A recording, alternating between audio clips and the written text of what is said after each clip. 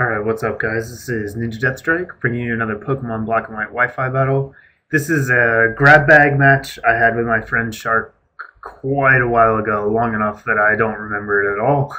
So, you can see pretty UU stuff. I don't think anyone, I guess Magnezone's OU, kind of, and that's about it. So, basically, UU match. Looking at his team, he's got that Whimsicott, which is going to be super annoying.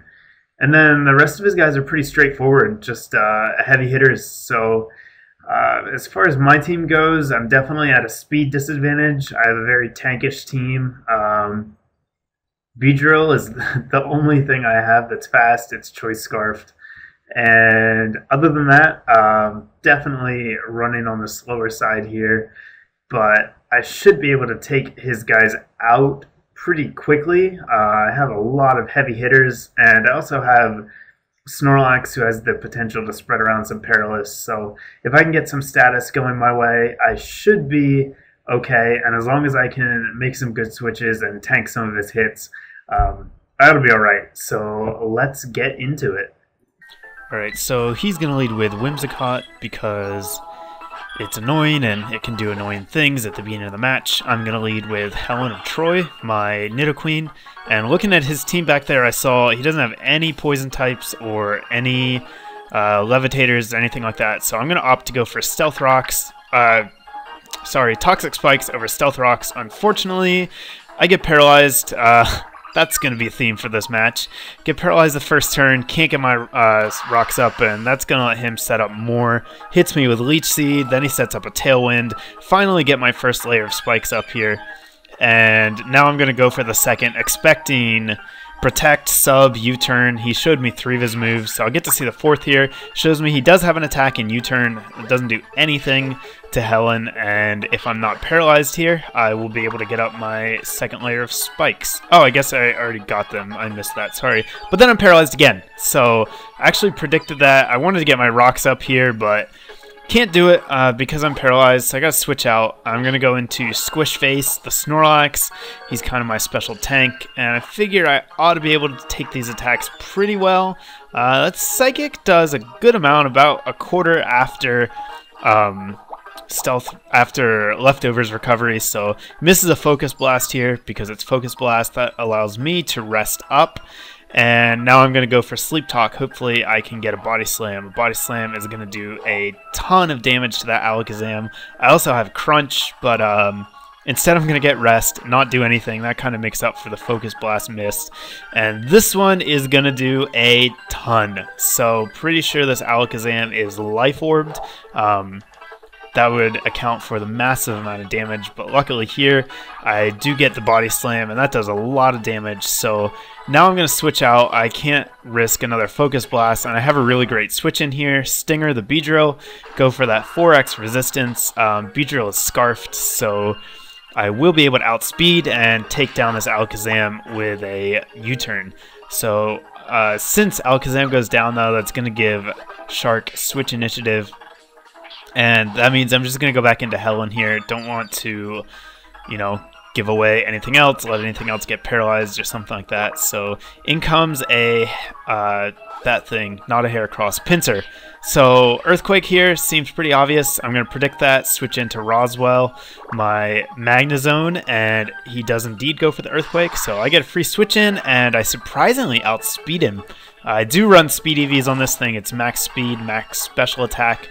And I fall just short of the KO, but luckily he does too. I live at 5, and Life Orb is actually going to take him out, so that's great for me. It means that even though Roswell's dead weight, I do get switch initiative, and I just stay in here, Death Fodder, so I can scout for the item. And it turns out he has Life Orb, so Life Orb and poison damage are going to be racking up real fast, going to help to counteract that Regenerator.